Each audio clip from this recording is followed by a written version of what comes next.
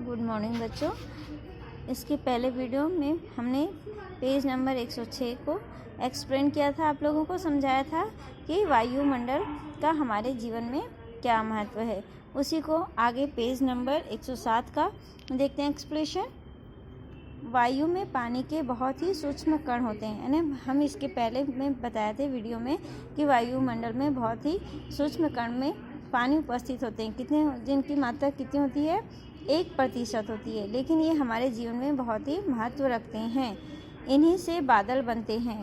अब महत्व क्यों रखते हैं? क्योंकि जो पानी के कण होते हैं बहुत ही सूक्ष्म होते हैं और इन्हीं के कारण बादल बनते हैं। और ये कण इतने हल्के होते हैं कि पृथ्वी पर स्वयं नहीं गिर सकते, यानी जो पानी के कण होते हैं वो इतने हल्के होते हैं कि खुद नहीं गिरते। पानी के कण वायुमंडल या हवा के रथ पर सवार होकर वर्षा के रूप में पृथ्वी पर बरसते हैं। तो वायुमंडल में कैसे पानी आता है? पानी के कण इतने हल्के होते हैं तो पहुंचते कैसे हैं पृथ्वी तक? तो जो वायुमंडल में हवा होती है उसके द्वारा वर्षा के रूप में पृथ्वी पर आते हैं। धूल के कण के भार को बढ़ा देते हैं, यानी देखो कि हमारे वातावरण में तेज़ गर्मी के कारण धूल आंधी चलती है जो कि पानी का वजन या वेट को बढ़ा देते हैं। आकाश में चमकती बिजली पृथ्वी से तरंगित होती है, यानी आकाश में आपने देखा होगा बरसात के दिनों में बिजली चमकती है। वो किसके कारण चमकती है? पृथ्वी से चमकती है, पृथ्वी से तरंगित होती है और वायु के संयोग से चमकती है। यानी तरंग मतलब देखो आड़ा मेढ़ा तेरा से लंबा सा दिखाई देता है, उसे ही तरंग कहते हैं। उसके संयोग और वायु के संयोग से चमकती है। उसके बाद वो एक लंबी लकीर के रूप में ट्यूबलाइट के समान चमकने लगती है। तो चमकती किसके कारण है? वायु के कारण चमकती है। यानी वायु में मतलब हवा, अर्थात वायु से ही चमक पैदा होती है। यानी बिजली जो आकाश में बादलों में जो बिजली चमकती है वो किसके कारण चमकती है? वायु से। इसी बिजली से वातावरण गर्म होता है। आप लोग या हम लोग अपने घर को गर्म करने के लिए लाइट चालू करते हैं, रूम हीटर चालू करते हैं। प्रकृति भी अपने लिए रूम हीटर बना के रखी है।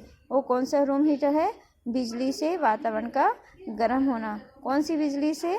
वर्षा के दिनों में जो आकाश में बिजली चमकती है उस बिजली से, ठीक है। और थोड़ी देर बाद ठंडा होने पर उसके आसपास टकराने से आकाश में गड़गड़ाहट सुनाई देती है।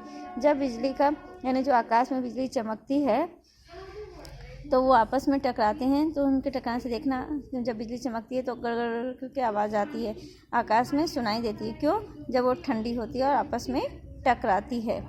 यह वायु के गर्म होकर फैलने और ठंडा होने सिकुड़ने से उत्पन्न आवाज़ है। जो अब आपसे पूछा जाए कि अब जब आकाश में बिजली चमकती है तो क्या होता है कि गड़गड़ की आवाज़ सुनाई देती है। वो ऐसा क्यों होता है? क्योंकि जब बिजली चमकती है तो गर्म हो जाती है, फिर वो ठंडी होती है और सिकुड़ती है। तो गर्म होने से फैलने और ठंडा होने से सिकुड़ने से जो आवाज़ उत्पन्न होता है वही आवाज़ हमें बिजली के कड़कने के रूप में सुनाई देती है। वस्तुतः वायुमंडल 3 स्तरों में बटा हुआ है। अपन बता सकते हैं कि वायुमंडल कितने स्तरों का बना हुआ है? 3 स्तरों का। पृथ्वी के निकट की गर्म वायु पट्टी को क्षोभ मंडल कहते हैं। यानी सबसे पहला स्तर कौन सा होता है? क्षोभ मंडल, जो कि पृथ्वी के पास सबसे पास वाली पट्टी होती है, गर्म होती है। वायुमंडल की इस पट्टी के कारण ही मौसम बनते और बिगड़ते हैं। यानी वायुमंडल में जो पृथ्वी के सबसे निकट की पट्टी होती है जो गर्म होती है, इसी कारण मौसम बनते बिगड़ते हैं। यानी कहते हैं ना, जब जितना अधिक गर्मी पड़ेगा उतनी अधिक वर्षा होगी, तो इस मौसम बनते हैं, बारिश होती है।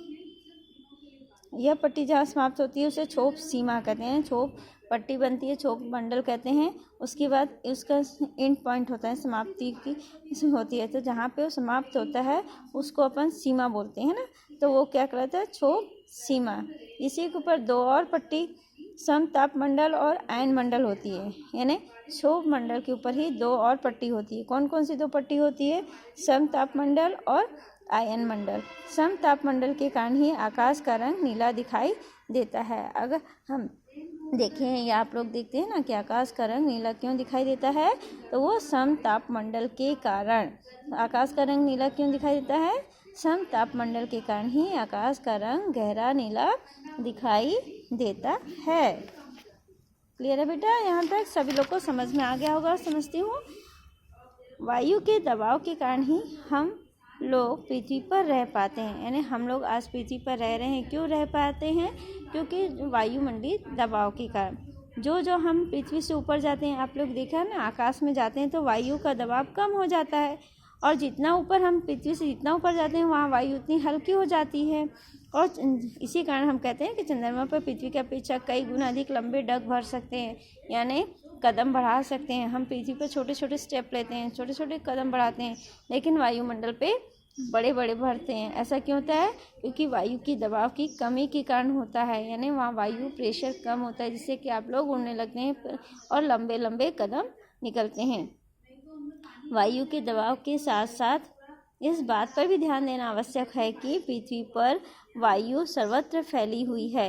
यानी क्या है कि वायुमंडलीय दबाव के साथ साथ हम बता रहे हैं कि पृथ्वी पर वायुमंडलीय दबाव होता है। इसके साथ हमें ये भी पता होना चाहिए कि पृथ्वी पर वायु यानी हवा सभी जगह, सर्वत्र मतलब सभी जगह फैली हुई है।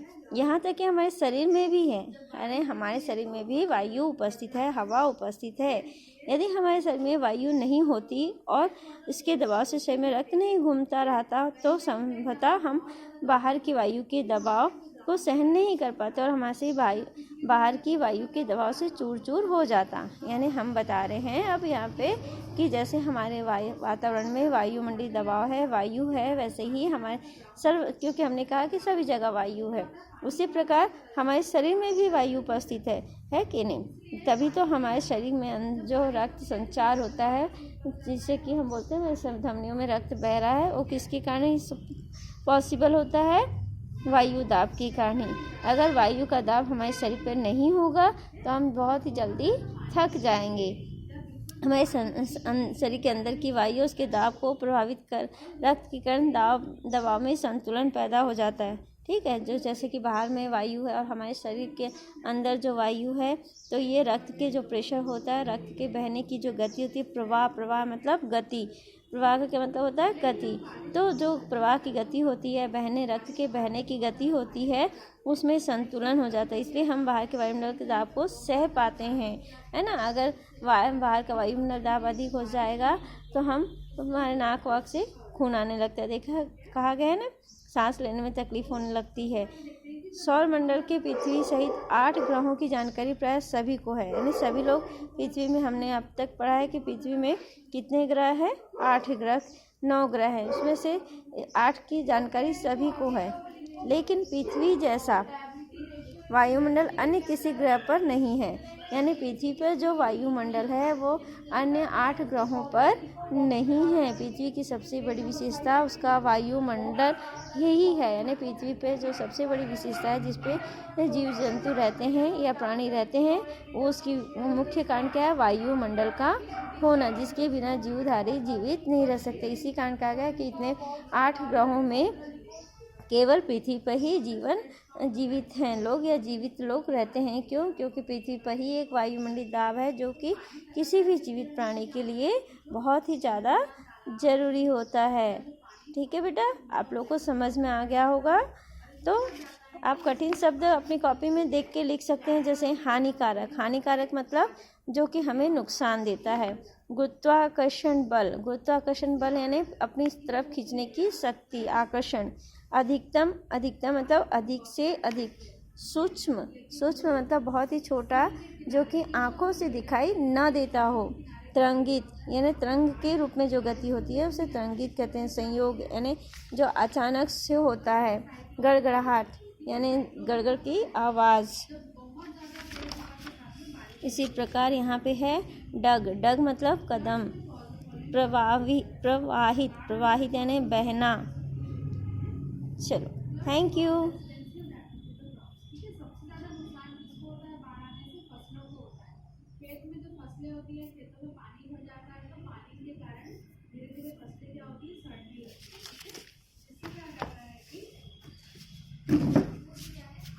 मेरे को तो वीडियो बनाई थी, क्या हो गया फिर?